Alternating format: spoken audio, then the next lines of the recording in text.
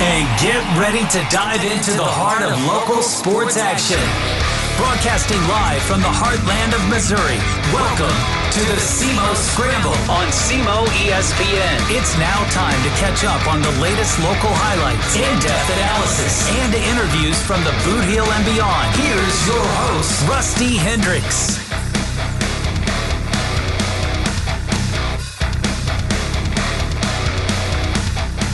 And good Saturday morning to you. It's the SEMO Scramble here on SEMO ESPN Radio, 1220 AM, 93.5 FM, and online, SEMOESPN.com. It is Valentine's Day, everyone. Happy Valentine's Day. Hope you men out there are ready to go. So I want to say happy Valentine's Day to my wife and my daughter. Excited. Did a little Valentine's Day, little gift this morning. Looking things up for that, and excited. Gonna go out to eat tonight. Should be a fun time. Little dreary outside, but should be a good day. And hope everyone's ready to go for that. Look, got a good show today. Gonna talk a lot of hoops, high school hoops. Gonna talk a little SEMO basketball. A big game today against Lindenwood. And look, I mean, baseball's here. SEMO Baseball opened up the weekend yesterday in a doubleheader. We'll talk a little bit about that and more. But first, let's talk a little high school basketball, and we'll talk things over with the head coach for the Sikeston Bulldogs as they get the win last night over Cape Central, 72-42. And head coach Gregg Holifield is joining us now on our hotline. Coach, how we doing? Hey, Rusty, I'm doing good. How about you? Doing good. Happy Valentine's Day to you. Are you set and ready to go for Valentine's Day? Well, we have a game today, so yeah, we're excited about that. And my wife will be at the game, so that's how we'll spend our Valentine's, looks like. That's right. We'll talk about that game at Scott City in a little bit, but let's touch on the game last night first. Rival game against Cape Central. You guys have had so many great battles over the years. Just kind of take us through last night. You guys able to get it done? Well, give Cape a lot of credit. I thought, they really played hard. They played tough, very physical, had us out of rhythm, and, a lot of credit to those guys. But, our guys stuck together. I thought we shot the basketball well and kind of got rolling and ended up winning the game. So, Kobe Thomas the other night picked up his 1,000th point. Obviously, he has stepped up in a huge role this year. Was, coming off the bench last year for your team. He's had a good career, but, a guy that hasn't always been a starter. But, boy, he has blossomed this year, become one of the best players in the entire area. And to see what he has done has been pretty special. But I'm curious. I mean, you've had some great shooters back, coaching in your career there at Sikeston. I mean, you think of your son and Will Holifield, such a good shooter. You think of a guy like Dominique Dyes. I mean, he's one of the best shooters I have seen.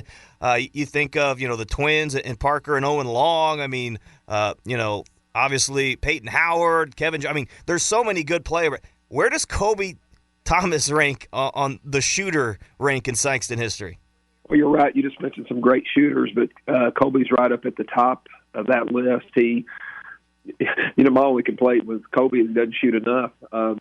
He's such a good shooter. And not only is he a good shooter, he's a good player. I mean, he handles the basketball very well. He's a good passer. He really can do it all. But as a shooter, he's up at the top of the list. And if he has his feet set, hey, I'll be honest, he can off a dribble. He can shoot the basketball well. But I knew last year how good of a shooter he was. He was a little more hesitant last year. This year, absolutely not. He's aggressive, and he's such a weapon.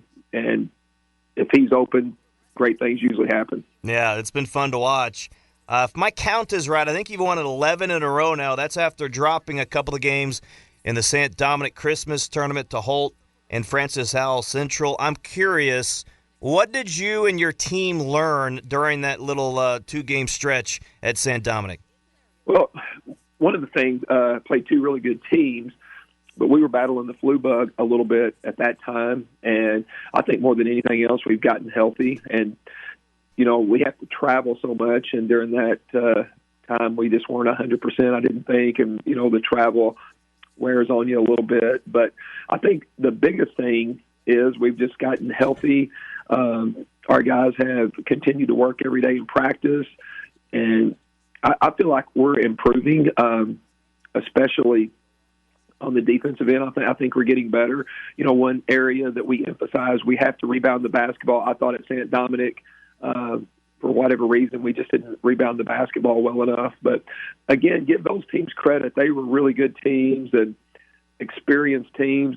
I think Francis Howes won like 15 in a row now after our game, and there's something like 20-2 or 3, and that's just a really good team, and so is Holt. So more than anything else, so just together, working hard, and I feel like we're continuing to improve. So we alluded to it earlier, a game today. I believe it's a 3:30 start. Is that right, at Scott City? Yes, our JV game starts at 2. Okay. The varsity game is at 3, around 3:30ish. Okay. So at Scott City, I believe they're 19-3. They're on a run of their own. They play well in their own gym. So I guess first off, talk about how the game came about this year, and then second off, just how big of a challenge it is today. Well, we actually had an opening, and Scott City called and wanted to know if we'd be interested in playing. We're always looking for games, especially we have to play so many games on the road in St. Louis. You know, one issue we have, honestly, is getting St. Louis teams to come to the Fieldhouse to play for the very reason they don't have to. You know, they've got games they can drive 5 minutes and play. They don't have to come all the way down here. And, you know, we're constantly looking for games. And Scott City called and said they had an opening and wanted to know if we could play. And we said absolutely. And, you know, this was the date we worked out. So it's we're looking forward to it because we know they're a really good team. They're well coached. It'll be a fun atmosphere, and our guys are excited about it. Another game I'm excited about, Coach, coming up is on the 20th at Jackson, and that very well could decide the SEMO Conference regular season title. Jackson has been on an absolute tear since you played them in the SEMO Conference tournament at the beginning of the season. They've won 21 games in a row. I mean, they are on fire. Talk about that game, the matchup, and what that could mean for your team.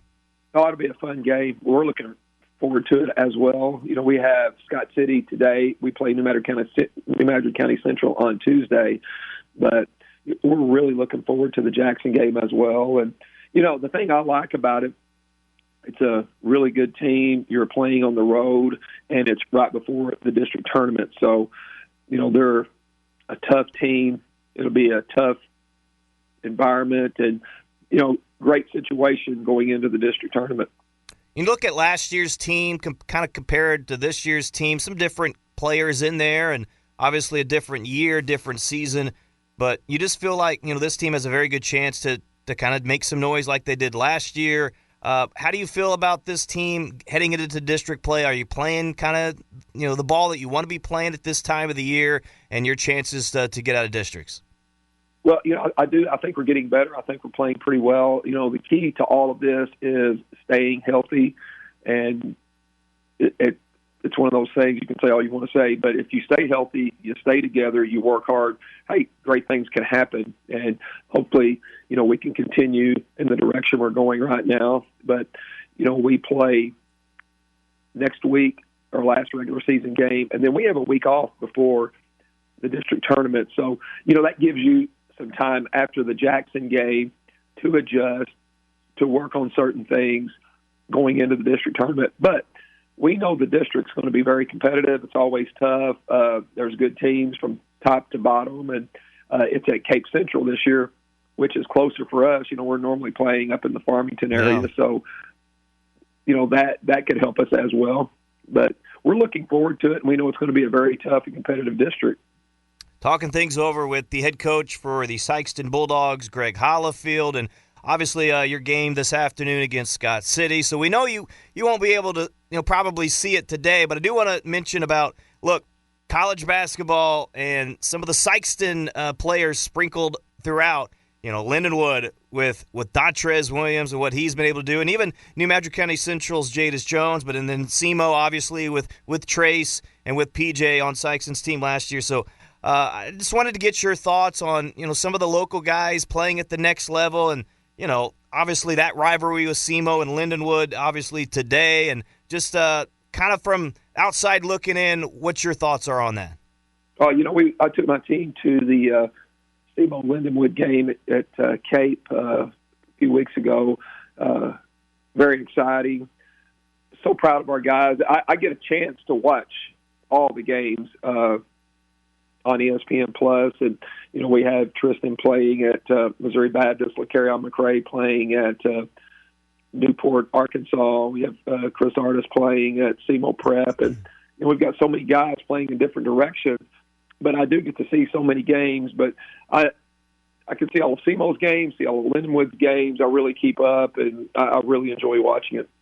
And it's pretty special that the success coach that they're having at this level too. I mean, man, you're talking about, PJ, what he's done as a true freshman, getting in there, getting some good minutes. Obviously, what Dontrez and Jadis are doing, Lindenwood, and the years that they're having. I know that some other guys. I know Tristan is doing some good things at Mobile. I mean, these guys are having success, not just playing, but having success.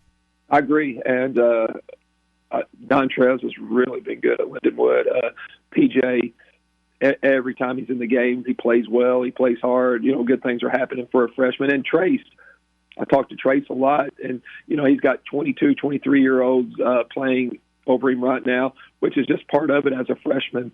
And by next year, I think his playing time will go way up and just continue. These guys just need to continue to work. They're very young at the Division I level, especially. You have 22, 23-year-old guys playing there, and, it just takes some time, and our guys just need to continue to work, stay patient, and good things will happen. Absolutely. Well, Coach, I really appreciate the time this morning. Thanks for talking to me on game day. Good luck today and the rest of the year, all right?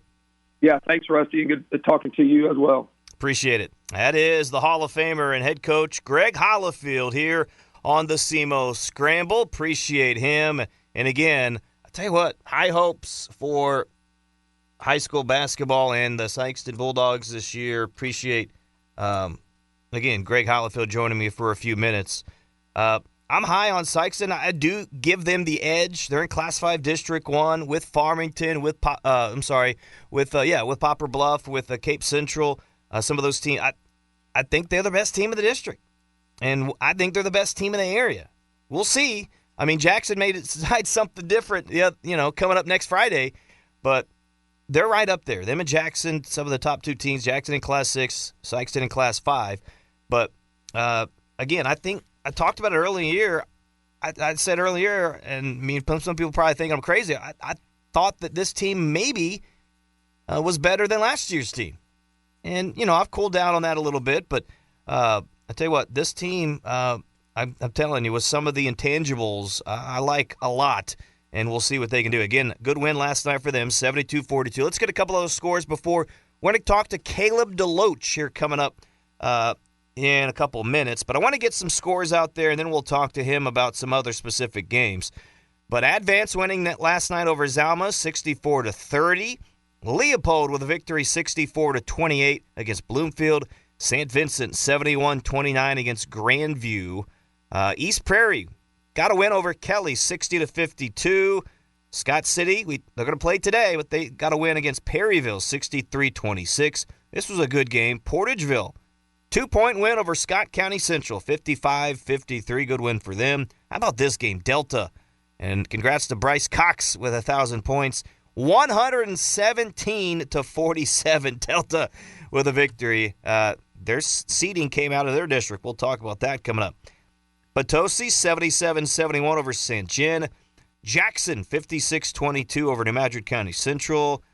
Notre Dame with a big win on homecoming night, 83-53 against Poplar Bluff. Boy, they really had a good showing there. And then Charleston, the upset of the night, winning 99-77 over Woodland. We'll talk about that game as well. So, some more high school hoops talk. We're going to talk a little SEMO basketball. What can they do to get a win today? Is it a must-win? Is it a must-win against Lindenwood after they fall the other night against SIUE? We'll talk with Caleb DeLoach coming up. Stay with us. SEMO Scramble on SEMO ESPN.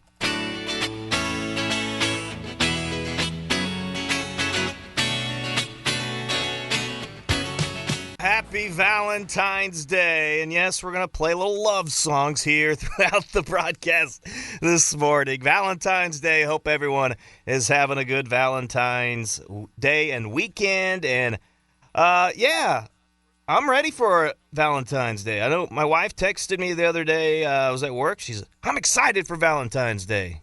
I was like, all right, I like it. So I hope everyone is as well. And Caleb DeLoach joining me now. He's married as well. He knows what I'm talking about. He's a part of it as well.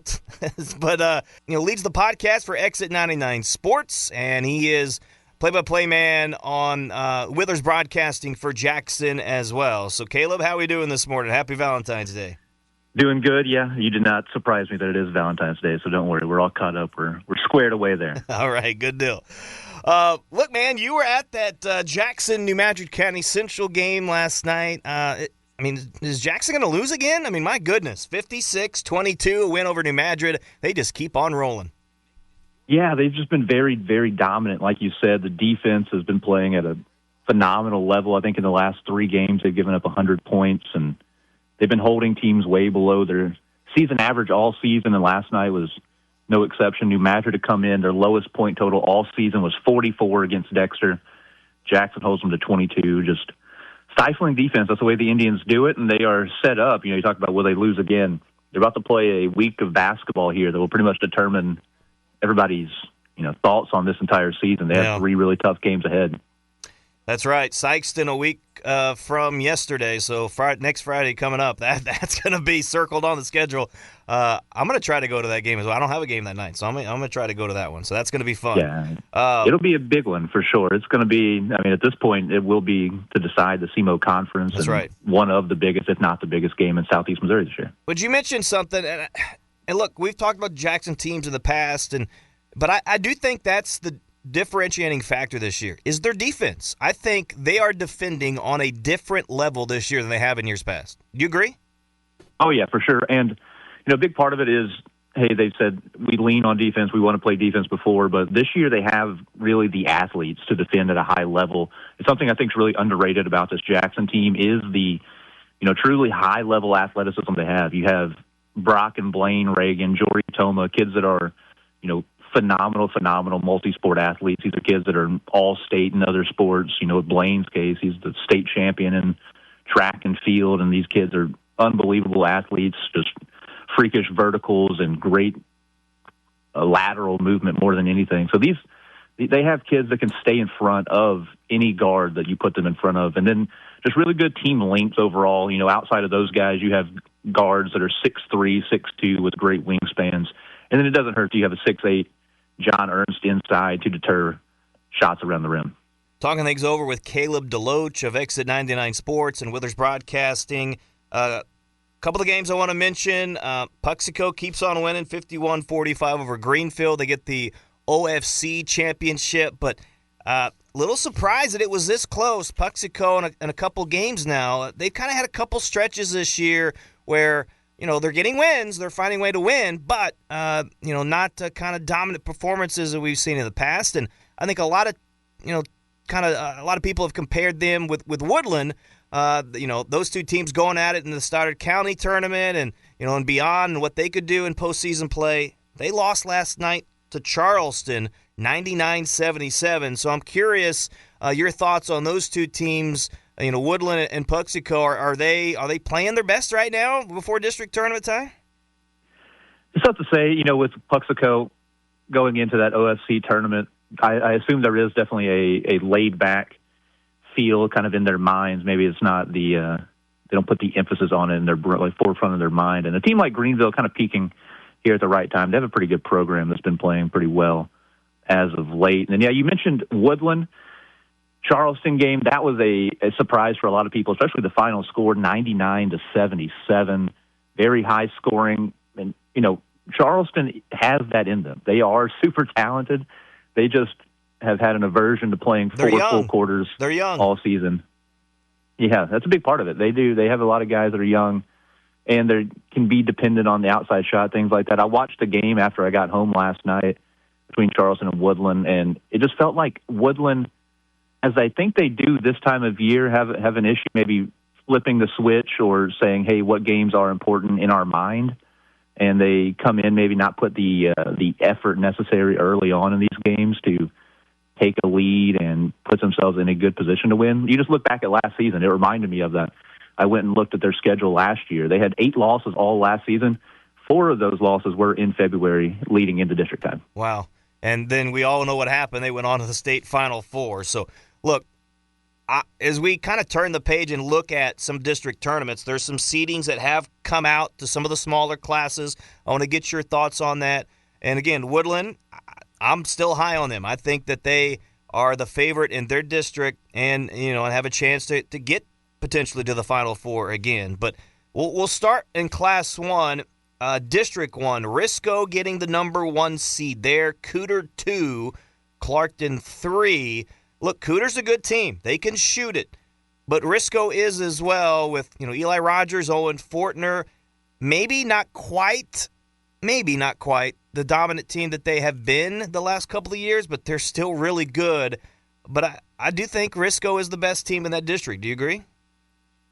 Yeah, I think so as well. It is a step back, like you said, probably from the last couple of years, but it's exciting. I mean, I'm expecting to see another Risco-Cooter battle there in the championship game, and that'll be the 3rd time they played this year. Risco won the first one at Cooter, and then Cooter just won the Tri-County championship about a week ago over over Risco. So I'm expecting that to be another matchup, and I do give the edge right now, I think, to Risco, at least just as far as postseason experience goes for those guys. I would, too, and that's right. Good point that they have the experience there. That district, by the way, is at Gideon. But don't sleep on Cooter. They've been good, and it wouldn't surprise me if they find a way to win that district. But I would give the edge to Risco as well. Now, in Class 1 District 2, did you see what Delta did last night? 117-47 over Marquand. Delta, the number 1 seed. Bell City 2, Leopold 3, Richland 4, Scott County Central 5. Look, Bell City for the last, I don't know how many, several games now without their big post player in Richardson, in which I've been told he's out for the year and is going to miss probably baseball season as well. So that is a tough loss. Leopold is a solid team as well. I give them a puncher's chance. They got to win over Bloomfield last night. But I still think it's Delta's to lose. I think Delta is the best team just because of what they can do scoring the basketball. This district is at Richland. But, to me, if Bell City gets there, or even Leopold, they get to that Delta game and they're playing in the championship, can you control the pace? Because Delta wants to get up and go. But if you're Bell City, if you can keep that game in the, 50s, you're giving yourself a shot. Right. Delta is a very, very good team. Like you said, they can score with just about anybody. You saw it, in the Christmas tournament playing schools that are bigger. They took it to Jackson for 3 quarters. We saw how good this Jackson team is. So in that district, I think Delta's a heavy favorite, especially with no Caleb Richardson there at Bell City. The thing with Delta is they have literally 5 guys that can put the ball in the hoop, 6 guys that can put the ball. I mean, you talk about a number of guys with Hornbuckle and Vandeven and Barry and Jeffrey. I mean, Cox, all those guys can shoot it, can score. And that's why I think Delta's going to be tough to beat, because you get one guy or maybe 2 guys that having a little bit off night. They got 3 or 4 guys, other guys that can score. All right, Class 2 District 1, that bracket is out as well. Hayti, the number 1 seed. Zenith Hornersville 2, South Pim 3, Campbell 4, and Neelyville 5. And this kind of reminds me of last year, this district tournament. Any of the 5 teams, I think, could win it. Could. Now, Hayti I like Zenith Hornersville too, but Campbell's not bad. Neelyville's not bad. South Pim has had a really good year. With Farmer down there. This is a tough district. Oh, for sure. This is a tough district, and it's, basically let's just rerun the Boot Heel Conference tournament. These teams see each other a ton. They're all going to be super competitive. They all know each other, every which direction. All these coaches have scouted each other already a couple times this season, and it should be a battle. I think last season was a similar thing where, hey, we're rooting for one matchup, but like you said, a Neelyville is seen as they could beat anybody in there, be in the finals as well. But Hayti South Pim Scott final, Rusty, I think that would be kind of a very, very fun up and down game that I'd be looking forward to. I would too. That would be fun. Hayti and South Pim, and again, both teams have had solid years. We'll see if it gets there, but yeah, Hayti, the number 1 seed in Class 2, District 1. In Class 2, District 2, Van Buren, the number 1 seed. South Iron, the 2. East Carter, 3. We talked about Greenville earlier. They're the 5th seed in that tournament. Look, Van Buren has had a really, really good year. We talk about, the last several years, how good South Iron has been, and it seems like they're always winning district tournaments. They still got a shot. Number 2 seed, but Van Buren, boy, they have been very impressive this year.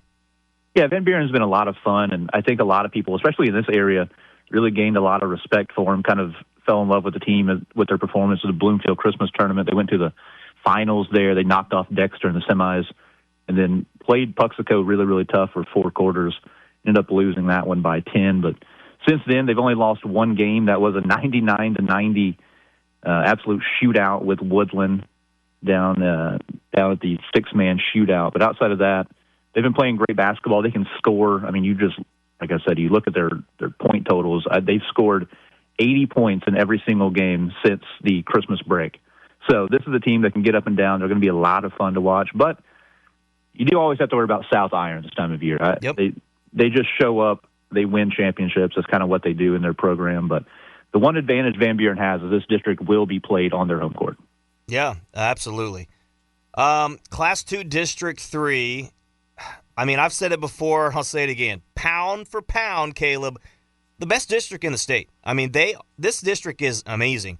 Puxico's the number 1 seed. Bernie, 2 seed. Charleston, 3. Chaffee, 4. Advance, 5. Oran, and then Bloomfield. I mean, what a tough district. I know there's some Chaffee fans were a little frustrated that Charleston got the 3. Look, in this district, I don't care. I mean, honestly, throw your name in a hat, unless you're the number 1 seed to get the bye, right? I mean, it doesn't matter. I mean, you're going to have to beat 2 really good teams, at least, to get through this district. So, I mean, whatever, right? I mean, look, Chaffee, going to have to beat Advance first, then play Puxico, but then Bernie and Charleston could be a fun semifinal matchup before potentially you get to Puxico. Look, you give Puxico the edge. I do. I think Puxico wins this one. But again, Bernie's a team that if they can shoot it like they can, hitting from the outside, they are dangerous. And we saw last night what Charleston could do when they're clicking against Woodland. So, again, I think any of the top 4 teams could win this district as well. Yeah, this is a very, very fun district. And everybody all season long, like you said, has looked forward to this district, how it would play out. And, yeah, I mean, any of the top 5 seeds could win a game at least. And I really like it top to bottom. The Chaffee thing is interesting. Funny enough, I think Chaffee could genuinely push Puxico, but there's also a real chance that Advance beats Chaffee. I agree. In that first-round game. On the bottom half of the bracket, yeah, Bernie-Charleston would be a very fun game. You have to expect that would get up and down, be a fun contrast of styles. Charleston trying to get downhill. Bernie, like you said, they are not shying away from the three-point shot. If they are connecting, they can beat pretty much anybody, as both these teams have beaten Woodland here in recent days. But at this point still, all these teams are fun. They're all good. They have great aspects to their team, and it could be wide-open district. But I'm still going to call this the Puxico Invitational until they lose. They've been just so dominant this last couple year stretch here. They are so good. They've played Bernie already a couple times this season. They won both games by double figures. They've done it different ways in both of those games. One time, Landon Burchard scored 50, just kind of showing you the ability that he has, and just kind of he is kind of the difference maker in these ball games. Nobody has Landon Burchard in this district, and I believe that could kind of be what decides it here in Class 2, District 3. I'm totally with you. He's the X factor, and they just know how to win. Brian Fernetti's done a nice job. They just win. Whether it, sometimes they don't play their best, but they find a way to win, and Puxico definitely, we'll see what they can do down the stretch here. All right. Caleb DeLoach of Exit 99 Sports, Withers Broadcasting. A couple more minutes with you. I want to kind of end on a little college basketball theme. Look, SEMO playing some pretty good basketball, but a tough loss the other night at SIU Edwardsville. I mean, I think they've lost 3 in a row against them. It's just, I don't know. It's been, whatever it is, whenever they go to St. Louis and that kind of, sphere of ball, they just don't seem to play well.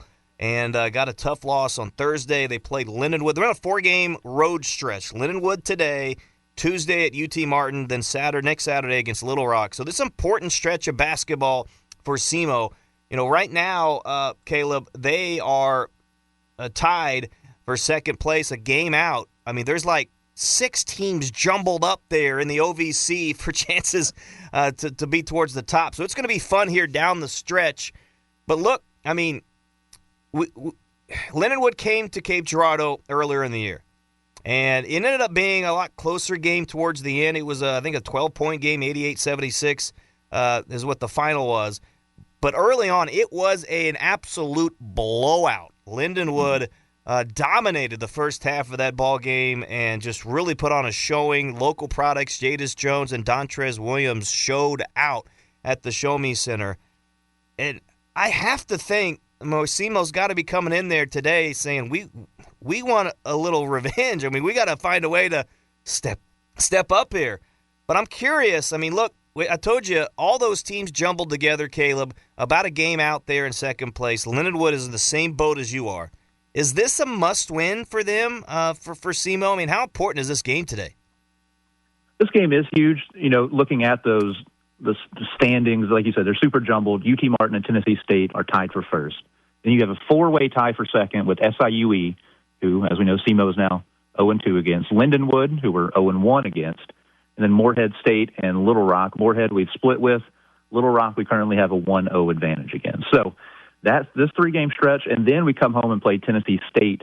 So make it 4 straight games against teams that are equal or better than us in the standings. So, I mean, if you want to come out of this 4-game stretch ahead at least 2-2, and Lindenwood would be a great start, especially considering we've already lost to them once, so they would hold a heavy tie breaker advantage. And then, that Lindenwood game, like you said, it got away early. We just mentioned SEMO played their worst half of basketball against SIUE this past game. They scored 16 in the second half, the lowest all season. Well, their next to worst half was that first half against Lindenwood. They put up 18 in that half. And then, you look at the rest of the game. They outscored them 58-43 in the second half. I mean, I don't want to be too reductive, but the key for SEMO was just guard somebody, right? Anias Futrell in that game had 28 points. Dontrez Williams of Sikeston had 22. Jadis Jones had 20. They just let guys get easy look after easy look. And then in the second half, it really flipped. SEMO was able to get downhill. They got them in foul trouble. SEMO shot a ton of free throws in that second half. And Lindenwood is not the deepest team. They only play about 7 guys. So, SEMO's able to get those guys in foul trouble, start getting downhill looks, as I feel like they've done a lot better here in this recent stretch. Guys like B.J. Ward, Luke Almadavor, Braxton Stacker, these guys do a great job driving to the rim. And then whenever, the drive isn't there, you have good shooters around them, kick out to. Yeah, I think for SEMO, look, you just got to limit those long stretches of, where you're having those lulls. I mean, you got to shorten those down. I mean, that seems like, for whatever reason, it just kind of tailspins on them. You talk about these halves. So just got to play more consistent basketball. And like you said, I think it starts on the defensive end. Look, you defend and rebound, you're going to give yourself a shot. And, whether it's attacking, getting to the free throw line, whatever it is, you got to limit those runs. And it seems like the snowball effect has happened too many times on SEMO this year. But look, again, big game today. I think they're going to come out ready to play. But I want to see them grab a win at Lindenwood because it's been a tough road there as well. You got UT Martin, top team in the conference. That's going to be fun on Tuesday. And then, again, Little Rock, Tennessee State, Tennessee Tech. So you're talking about this is getting you ready for the OVC tournament. And, again, the top 2 teams get those byes. It's very important. Top 2 seeds, rather, get those byes for the tournament. And that's why you want to see this team play well down the stretch. You get a chance to get one of those byes because, look, it helps you a lot there in the OVC tournament because as you can see, a lot of these teams are fairly similar to one another. And just like we talked about with high school basketball, you never know. Game-by-game basis, one of those other teams can jump up and bite you. So, again, just want to see SEMO play well down the stretch. I think Coach Korn has done a nice job with this group. One edge that you give them, they're experienced. I mean, they're the team with the most returning players back in conference is SEMO. And you look at that, hopefully that gives you an edge. You know how to get there, you know what to do, and you have that bitter taste of what last year was in the OVC tournament as well. So we'll see if that lends a helping hand to the Red Hawks this year. Yeah, it starts today, like you said. It's going to be about coming out hot early in this game. Lindenwood is super, super gritty. Guys like Jadis Jones, Dontrez Williams from down here, they start on the defensive end as well. Those guys are going to be tough. So if SEMO's able to get out to a good start in this ball game, I like their chances today against Lindenwood. All right, do you have a couple more minutes? Just one or two other questions. Is that okay?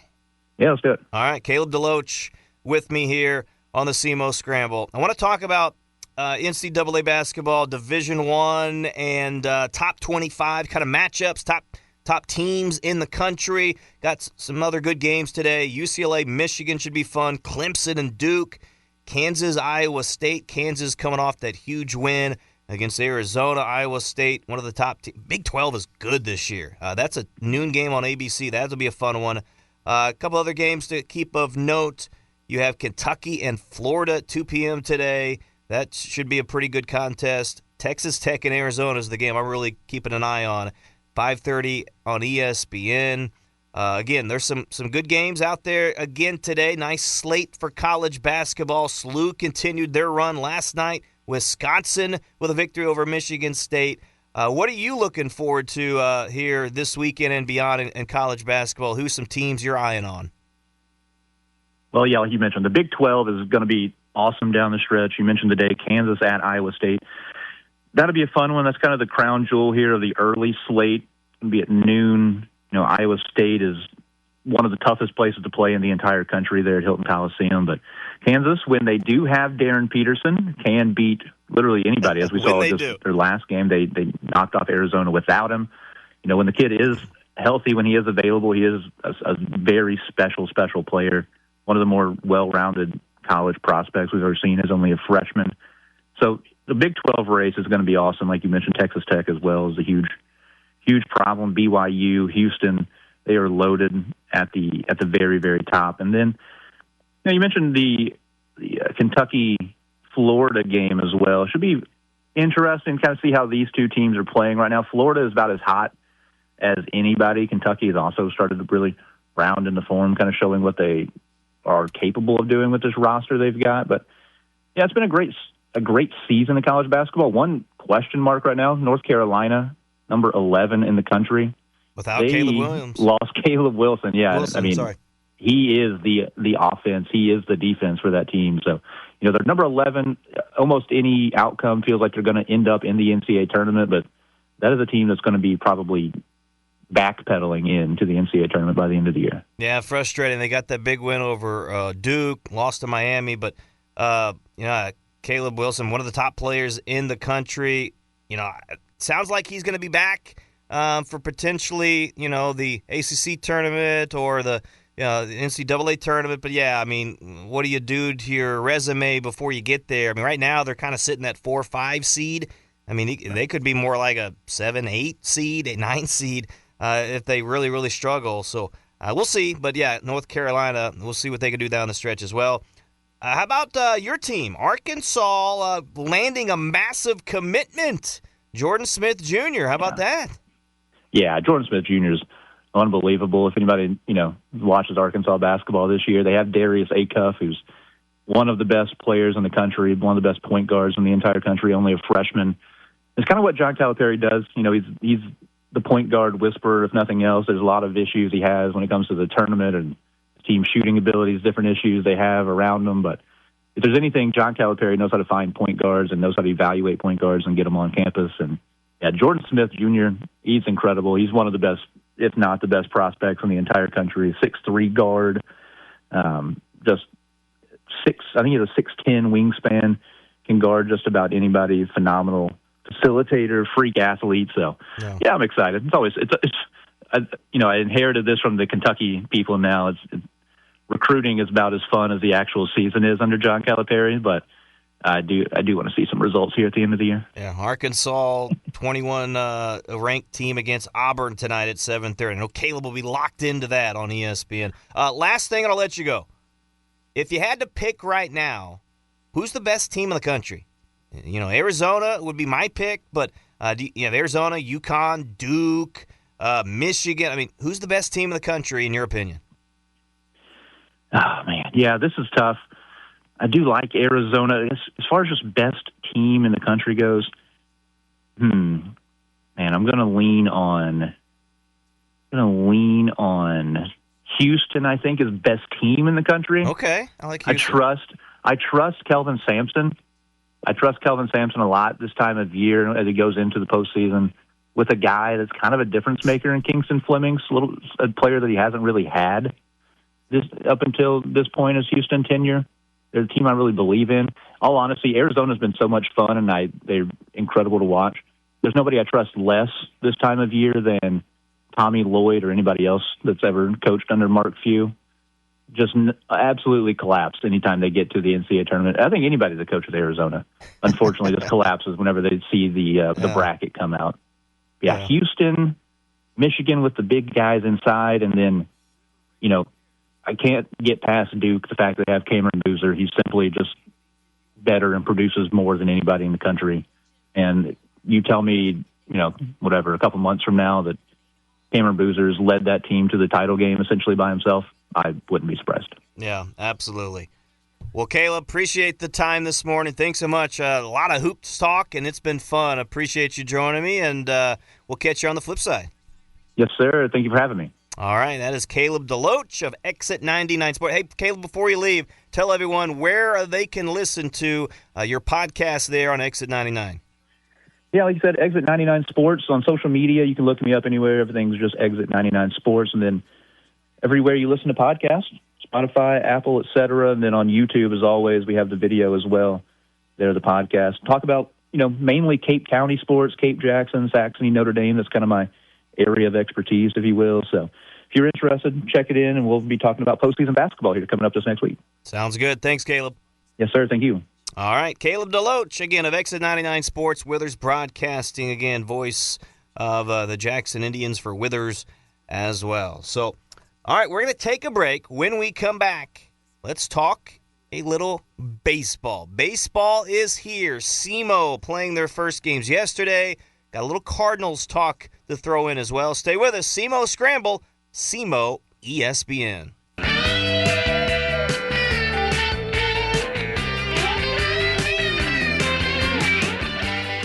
All right, a little Come Get Your Love by Redbone here this morning on the SEMO Scramble. Happy Valentine's Day to you. But, man, baseball is here. Yeah, I know it's February. I know it's February. But baseball is back, and that does a lot of good things to my heart. Baseball lover at heart. And SEMO Baseball in action in a doubleheader yesterday. No game today. They ended up changing that because just good weather yesterday. Not as good today. They'll finish up on Sunday for the finale of that. But Illinois State already grabbing the series win with a doubleheader advantage, winning 12-1 in Game 1 over SEMO, and then winning 7-6 against the Red Hawks in Game number 2. So just tough sledding there, pitching-wise at the beginning in Game 1. SEMO giving up 2 runs in the second, 3 in the fourth, gave up 5 runs there late to kind of really make it a tough score, and SEMO losing there in 7 innings. But SEMO, competitive game in Game 2, just not enough. They had a chance there in the 9th, had the tying and winning runs on base. Just couldn't come up with that big hit. Illinois State, congrats to them. And John Paul Sauer, who got the start, ended up picking up the loss in the game. But he pitched pretty well. JP did pretty well in that game. But one of the guys to keep an eye on for SEMO, and a reason why SEMO had a chance in that ball game there late in Game 2, Call Sullivan. He played first base in Game 1, ended up catching in Game 2. Listen to the voice of the Red Hawks, Eric Sean, right here on SEMO ESPN. Yesterday, Call Sullivan at the plate. Played first base in Game 1. He's catching here in Game 2. Swing and a drive into deep left center field. Bon voyage! A 2-run Yahtzee by Sullivan. It's a one-run game here in the ninth. That was a missile. A missile. And it's a one-run game. How big is that call at first base now? If Ewell is safe, the game is tied. Man. Put a stopwatch on that thing. Exit velocity 110. Wow. Eric Sean on the call there for Call Sullivan's big home run. Coach Andy Storrs after the game, at first of many, he's going to have a lot more. Look, SEMO with some returners back, some good returners back, both the pitching side and on the hitting side. I mean, you look at, the bullpen, with Gavin Johnson and Cranowetter, the bullpen should be good for the Red Hawks. You have Brooks Kettering back, Rocco back. You have, Tank Sims, Caleb Champion returning, guys that I think could get bigger roles this year. You have Carson Schrack back, Shakotko, others. There's a good little core there for SEMO, but there's some new guys sprinkled in. Joe Hall's a guy to keep an eye on as well. But Call Sullivan, 3 RBIs, a couple of hits yesterday, including that home run. Listen to this, Call Sullivan. This guy at Kirkwood Community College had a year last year. This guy is something else, what he was able to do. 6'1", 220 or so, built like a tank. Listen to this, what he did at Kirkwood last year. 438 batting average, okay? Had a 790 slugging percentage. 13 home runs, 74 runs batted in last year. He had 33 doubles, 92 hits overall in 58 games. 92 hits in 58 games, 72 runs scored. My goodness, from Iowa, this cat can hit. Okay, his career numbers there in 2 seasons had 21 home runs in 2 seasons, a 395 average, 107 runs scored, and 140 hits. 140 hits in 2 years. That is unbelievable. Call Sullivan, that is the guy to keep an eye on in the OVC and for SEMO. I think he's going to have a monster year. And at that short porch, the party deck, if you're a guy that can hit it from the all sides of the field, you better get ready in that party deck. Call Sullivan, boy. I'm excited for SEMO. Look, tough. That's okay. Indiana State's a pretty good program, and their schedule here early on in the year is tough for SEMO, challenging. But look forward to SEMO on Sunday as they will take on Illinois State. You can hear that game on SEMO ESPN. It's a 1 p.m. scheduled start on Sunday. All right, another couple things going on in NCAA baseball. Did you hear this or see this yesterday? Listen into this. Back to play in the 2-0 to Tyson. He swings and hits a ball deep to left field. Back goes the left fielder. Look it up. It's gone! No way! It is out of here. The game is over. They walk it off. That is nuts. That is absolutely nuts. Ty Armstrong has done it again, kids. Tom, I just Googled Jim LaFountain. The headline is Jim LaFountain and college baseball's unbreakable record. He hit 3 grand slams in a game for the NCAA record. Ty Armstrong has tied it. That is out of this world. Ty Armstrong ties the NCAA record with 3 grand slams in the same game. 12 RBI. What a performance. That is impressive. Have you ever heard of Caden Bogenpole? Ever heard of him? Jackson native, played for the Cape Catfish and plays for Missouri State, opening things up against Louisiana. Playing some center field is Bogey. This one's a shot to right center field. This is pretty deep. Still going.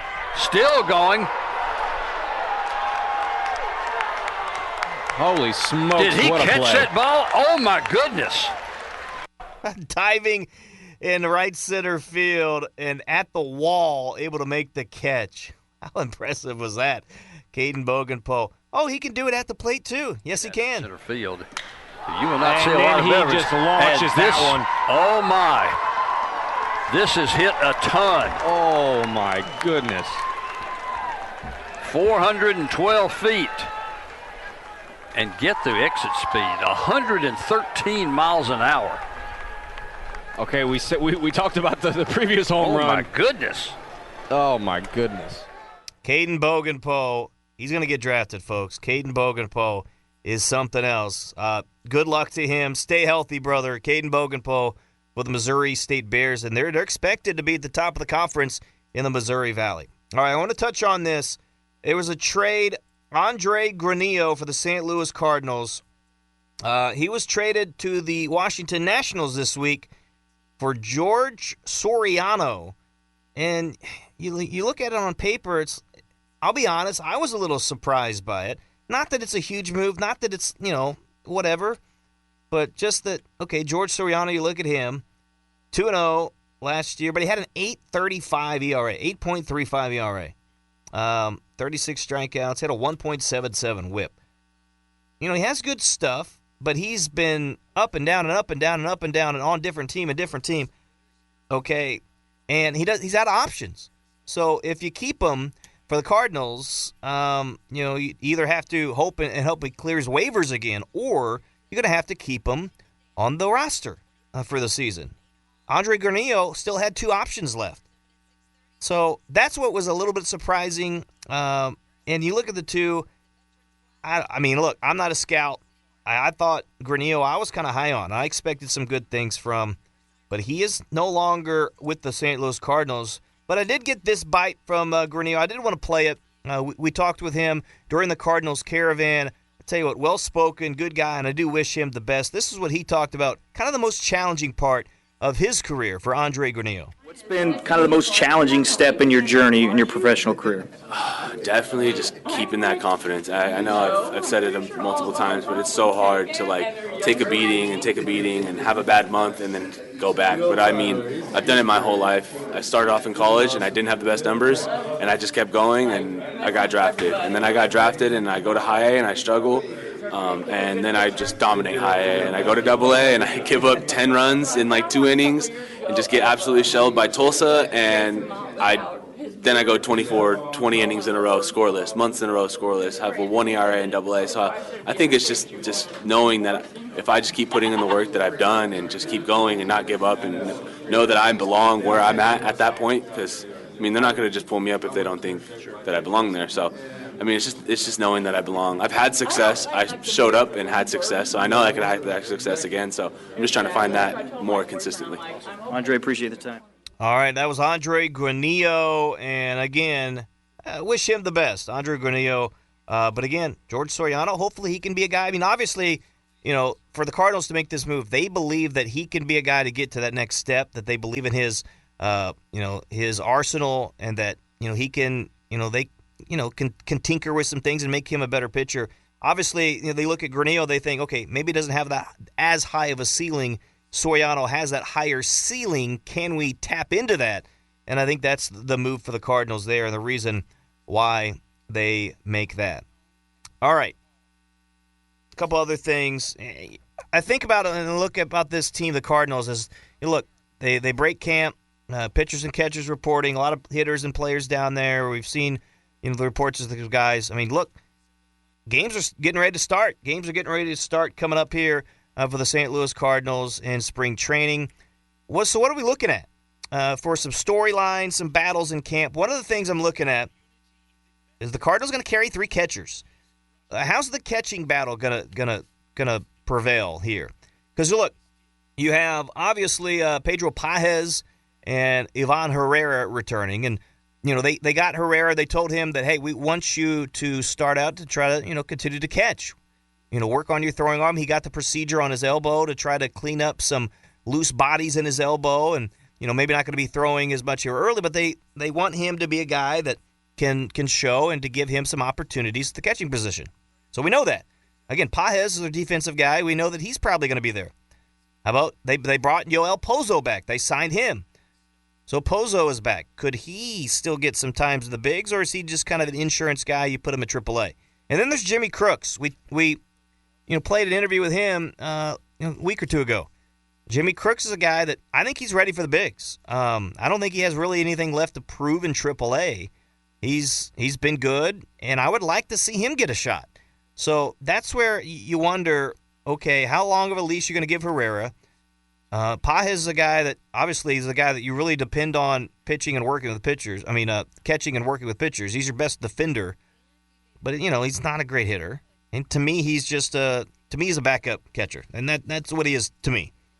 But Crooks, how does he fit in the mix? So, can you carry 3 catchers? Obviously Herrera can play. Maybe he's a little first. He can obviously DH, could be your main DH guy.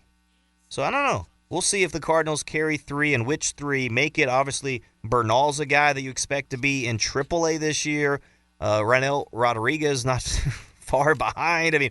Cardinals catching crop is awful solid, and that'll be interesting. Another storyline, J.J. Weatherholt. They traded Brendan Donovan. Is he for sure going to make the squad? Is he going to break camp with the big league club? Are we for sure? That's what would be my hope. My guess. But we'll see. Thomas Ajacey there in the infield. Nolan Gorman. I know they want to get him a shot. Do they play him at third, at second? Jose Fermin. Maybe they decide they want to go with him for a while in the middle of the infield. He's a guy that I know the Cardinals really like. So we'll see. But I hope that J.J. Weatherholt can have a good camp.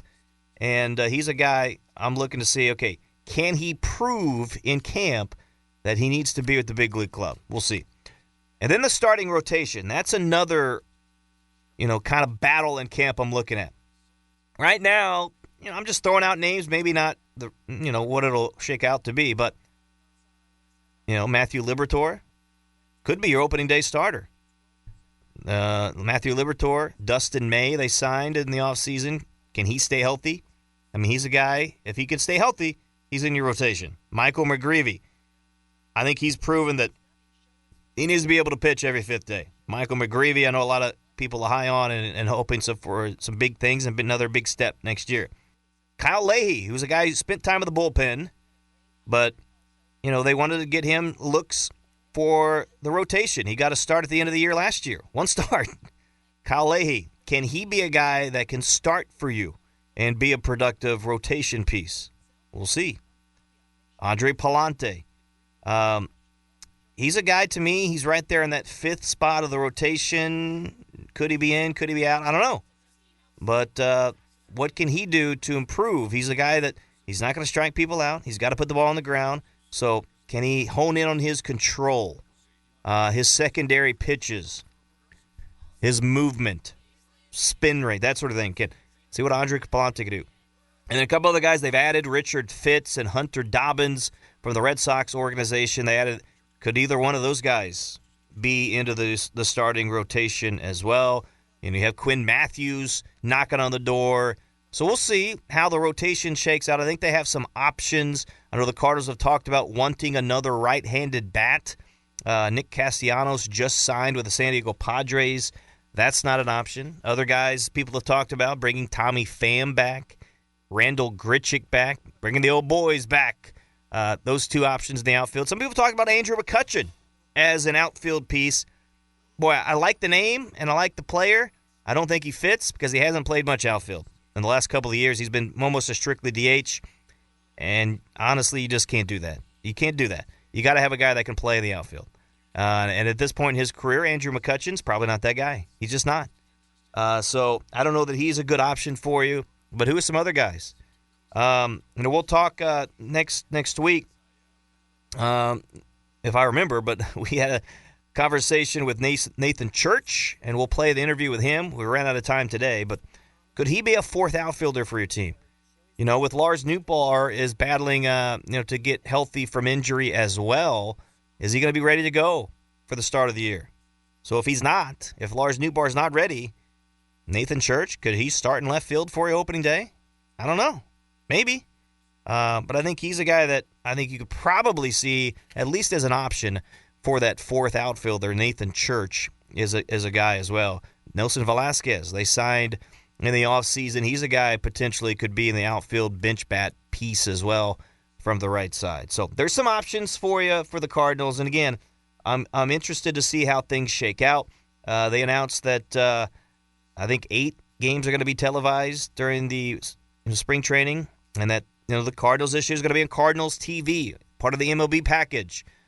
So check that out online on how you can get that. Now, there's potentially a chance that maybe through streaming purposes as well that Cardinals could be part of a DirecTV or a Dish package or a Charter spec, something like that.